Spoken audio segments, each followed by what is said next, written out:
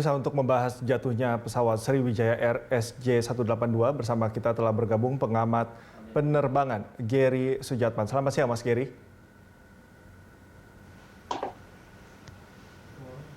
Halo Mas Gary. Halo ya, selamat siang.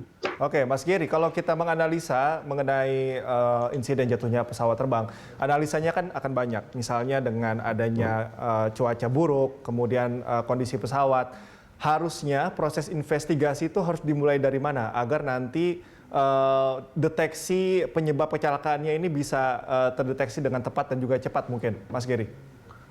Ya, yang pasti sekarang itu pengumpulan data dulu ya. Jadi satu bulan pertama itu mayoritas adalah pengumpulan data. Yang sekarang mereka bisa lakukan adalah mengumpulkan rekaman dari ATC, semua catatan-catatan dari semua catatan yang ada dari maskapai mengenai pesawat, mengenai penumpang, keberangkatannya, itu mereka butuhkan buat kebutuhan investigasi juga. Nah nanti semua serpihan juga di lapangan juga akan dikumpulkan.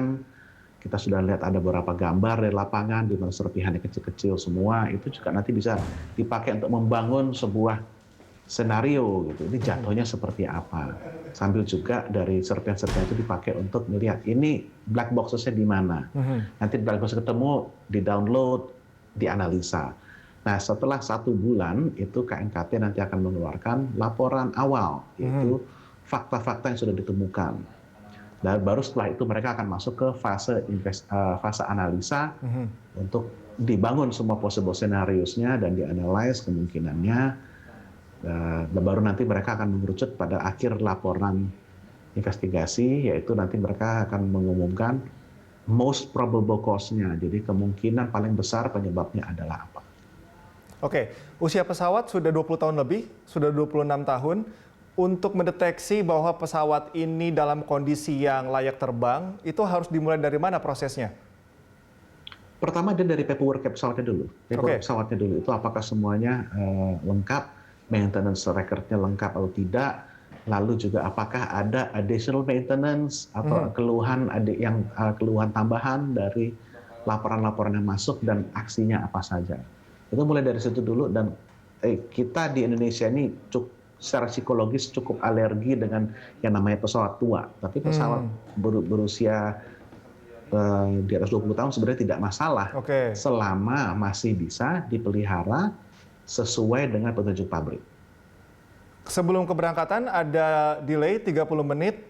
Ini biasanya yang terjadi apakah memang faktor cuaca atau memang ketika keberangkatan ada ditemukan misalnya beberapa komponen dalam pesawat tersebut yang bermasalah. Itu biasanya seperti apa?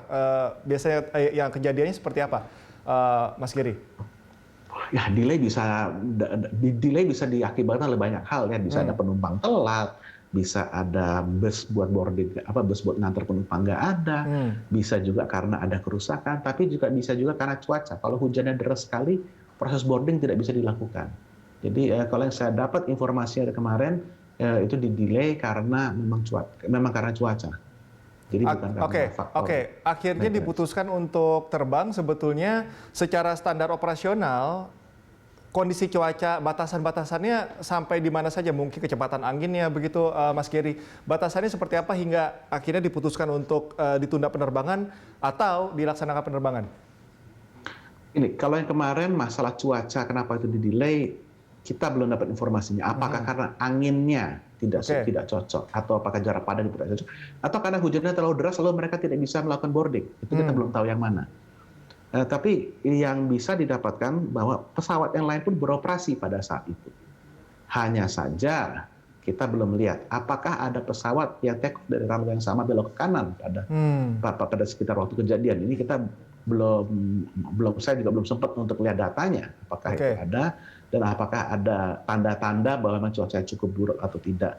Saya baru dapat beberapa informasi dari pilot yang terbang pada saat itu dan memang mereka bilang cuacanya cukup buruk pada saat itu, tapi seharusnya tidak sampai pesawat jatuh.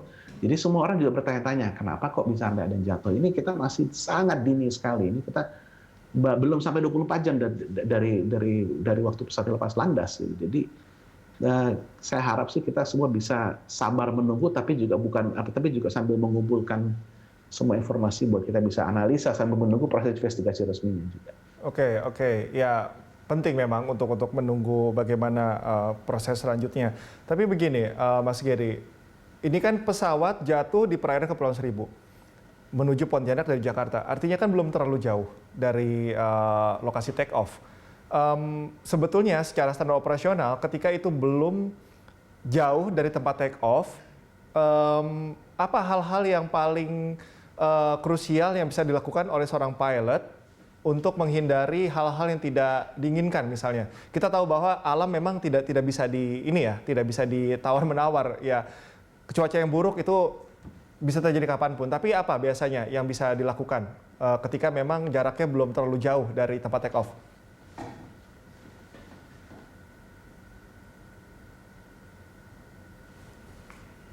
Mas Geri? Ya, pemirsa, kita akan mencoba kembali menghubungi narasumber untuk melanjutkan perbincangan selanjutnya.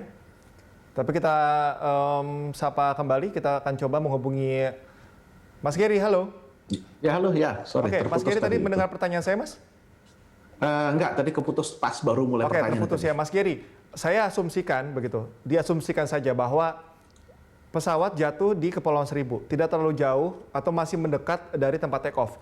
Dibandingkan dengan tujuannya ke Pontianak begitu. Nah, hal-hal apa yang biasanya bisa dilakukan untuk menghindari hal-hal yang tidak diinginkan meskipun cuaca, kondisi alam memang tidak bisa diprediksi, Mas Geri? Ya, banyak sekali sebenarnya, dan itu sudah masuk dalam SOP-nya masing-masing maskapai. Tapi mungkin yang saya bisa utarakan di sini adalah kita juga harus sadar bahwa 80% dari semua kecelakaan yang terjadi itu terjadi dalam 10 menit pertama sebuah penerbangan dan 6 menit terakhir sebuah penerbangan. Nah, kita nggak bahas 6 menit terakhir karena tidak relevan dengan kasus ini. Kita bahas 10 menit pertama. Apa saja yang menjadi faktor risiko? Pertama, mesin tadinya mati, nyala dengan power yang rendah, lalu dipakai full power to take off sampai climbing. Itu menjadi risiko dari aspek teknis. Ya, selama maintenance-nya baik dan selama itu dioperasikan dalam parameter limitasi yang ditentukan, itu seharusnya tidak masalah. Lalu juga krunya bagaimana? Krunya tadinya di darat tidak bergerak, lalu mengudara, dan terbang ini kan bukan ranah alaminya kita sebagai manusia. Jadi banyak hal-hal yang harus dijaga, misalnya melawan disorientasi seperti apa. Bagaimana kita bisa bagaimana menggunakan sensor radar di pesawat supaya menghindari cuaca buruk. Itu semuanya seharusnya dilakukan. Kita belum tahu sejauh mana itu terjadi, tapi ya saya rasa itu akan menjadi satu faktor sorotannya. Jadi pencegahan risiko itu udah banyak sebenarnya, dan itu sudah dimasukkan dalam rutinitas mereka. Nah, ini yang makanya menjadi pertanyaan, dan inilah kenapa butuh proses investigasi yang sangat thorough, yang sangat detail untuk lihat gitu. Kalau semuanya udah banyak mitigasi, kenapa kok masih ada? Oke. Kalau dari kronologis yang informasi yang beredar, kronologis dari insiden ini terjadi, mungkinkah ada high pistol?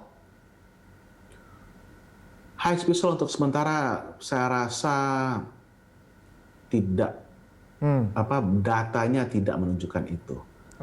Kalau saya lebih melihat ini ada potensi disorientasi. Jadi pilot baru dari darat baru mengudara, lalu dia kehilangan panduan visual. Dia tidak bisa lihat horizonnya di mana, dia masuk ke awan, dia hanya terbatas dengan instrumennya, lalu dengan turbulence goyang-goyang. Indera balance dia kan akan terpengaruhi di situ. Nah, kalau misalnya kita lengah, kita berisiko mengalami disorientasi di mana kita tidak percaya instrumen kita mengatakan apa ke pesawat kita. Nah, atau mungkin kita tidak merasa pesawatnya kita pikir lurus tapi ternyata pelan-pelan belok. Itu sudah terjadi berkali-kali. Nggak cuma di mana-mana gitu. Jadi hal-hal seperti disorientasi ini mungkin bisa mengakibatkan pesawatnya menjadi hilang kendali gitu. Ini sebenarnya tidak perlu saya sangat khawatir dengan banyak ini sekarang teori-teori yang beredar bahwa sepertinya hal-hal fantastis sekali gitu. Tapi kadang-kadang kecelakaan yang tragis itu bisa diakibatkan oleh hal yang cukup sepele. Gitu. Oke. Tadi analisa-analisa yang Anda dalam tanda petik katakan fantastis seperti apa? Karena ini kan informasi beredar banyak sekali, Mas Gary. Bisa Anda definisikan lagi? Ada dari pesawat meledak, ada dari mesin mati dua-duanya, ada yang sampai high speed stall, ada yang sampai bilang, oh ya ada pembajak, itu udah macam-macam gitu. Apa saja itu pasti keluar dalam 24 jam pertama. Jadi kita harus benar-benar filter dari data yang ada, mana yang masuk akal. Oke. Mas Gary, kita akan lanjutkan perbincangan di segmen selanjutnya. Tetap bersama kami dan pemirsa tetaplah bersama kami di Breaking News.